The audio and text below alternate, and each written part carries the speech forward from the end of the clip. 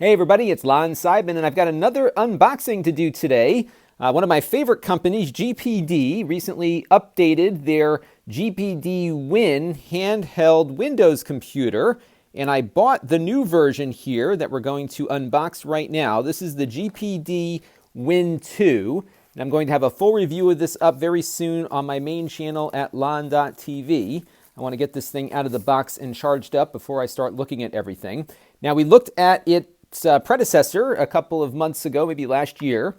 This one was running with an Atom Cherry Trail based processor. So it ran Windows, but it didn't run it all that fast. This new one has a Core M3 processor built into it, so it should do better with games. It's not going to be any replacement for a gaming computer with a discrete GPU and everything, but it is running with a much faster processor. It feels about the same in my hand, maybe a little bit heavier than the prior version does.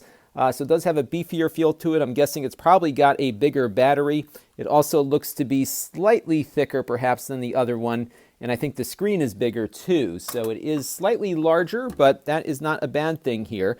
Like the old one, the sticks here do not click. So they usually put another button on the machine here to allow you to have that stick click somewhere else. The keyboard looks like it's been improved quite a bit too. It really feels like a nicer version of what they had last year. Really nice travel on these buttons here, as you can see. Very unique product, probably filling a niche perhaps, but I really like what they have been doing, kind of reimagining ways to present personal computers to folks. And it looks like it's got stereo speakers here in the front too. So really cool layout here. On the back, we've got all of the trigger buttons. So it looks like they moved the stick click here to the back of the device here. So the L1 and L2 are here, and then the stick clicks are over there. On the back of it here, let's take a look at the ports on the back.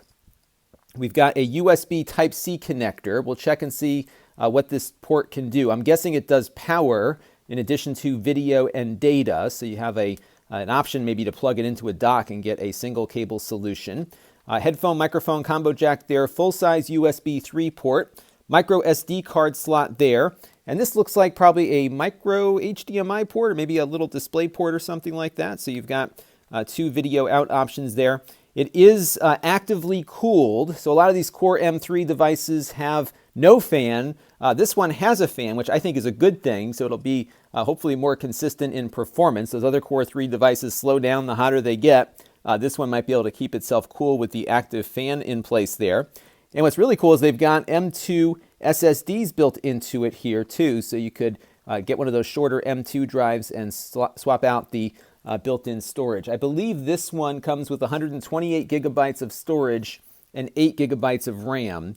The RAM is not upgradable, but of course the storage here is, and I am very eager to get to work on this thing and start reviewing it, because this has been something I've been trying to get my hands on for a while. So I will be getting to work on this over the next couple of days and look for a full review soon on the main channel. And before we close out, let's see what else is in the box here. So on that side, we've kind of covered that. We have a charger here. This is a USB-C charger, and it looks like it is probably going to do a little bit more juice than your typical USB charger here. So we've got looks like one of these fast chargers. So it goes from 5 volts at 3 amps to 12 volts at 2 amps there. So you do have, I would guess, a little bit more voltage coming out of this sucker, or wattage.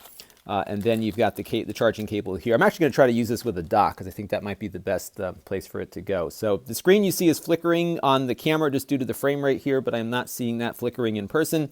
And we're going to have a full review of this coming up very shortly on the main channel at lon.tv, so stay tuned. This channel is brought to you by the lon.tv supporters, including gold level supporters Chris Allegretta, Tom Albrecht, Bill Reiner, and Kalyan Kumar. If you want to help the channel, you can by contributing as little as $1 a month.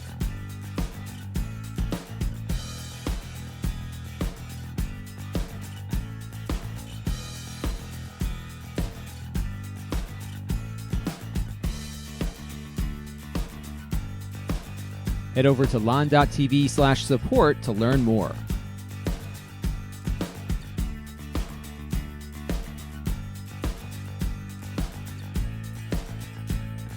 And don't forget to subscribe. Visit lon.tv/s.